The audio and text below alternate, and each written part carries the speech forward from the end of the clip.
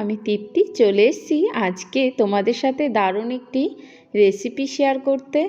রাত্রে রুটি দিয়ে খাওয়ার জন্য পারফেক্ট একটা রেসিপি। একদম ঘরোয়া উপকরণ দিয়ে এই রেসিপিটি তৈরি করে নেওয়া যায়। ঘরে আমার কিছু বোনলেস চিকেন ছিল, তো সেটাকেই প্রথমে ব্লেন্ডারে গ্রেট করে নিয়েছি। আর কিছু পেঁয়াজ, ক্যাপসিকাম, কাঁচা লঙ্কা ছোটো ছোটো করে কুচিয়ে নিয়েছি।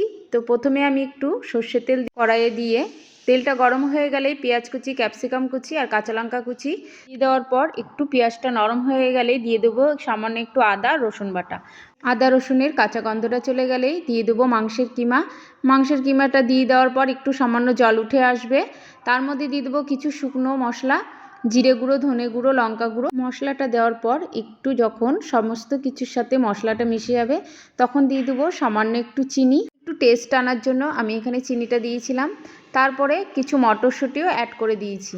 মটরশুঁটিটা এখন দিয়ে ভালো মতন একটু মিশিয়ে নেব মশলা আর কিমার সাথে। তারপরে একটু লেবুর রস দিয়ে দেবো। তোমরা লেবুর রসের পরিবর্তে তোমরা এখানে একটু টমেটো সসও দিতে পারো। তারপরে পরিমাণ মতন একটু জল দিয়ে দিয়েছি একটু গ্রেভিটা রাখার জন্য। তারপরে একটু নুন দিয়ে আমি এবার ঢেকে দেব। ঢেকে দেওয়ার পর ঢাকনা খুলে দেখো এরকম টাইপের যখন হয়ে আসবে তারপরে কিন্তু আরেকটু ঝোল শুকিয়ে নিয়েছি। তারপরে দিয়ে দিলাম ধনেপাতা কুচি আর একটু সামান্য গরম মশলা। তো একদম রেডি। আর নামানোর আগে একটু বাটার দিয়েছিলাম। তো তোমাদের এই রেসিপিটি কেমন লাগলো অবশ্যই জানিও। আমাদের কিন্তু সবাই ভীষণ পছন্দ করেছিল। আর এখানে মা রুটিগুলো বেলছিল আর আমি এখন ভেজে নেব। আর গরম গরম সার্ভ করে দিয়েছিলাম। দারুণ টেস্টি হয়েছিল।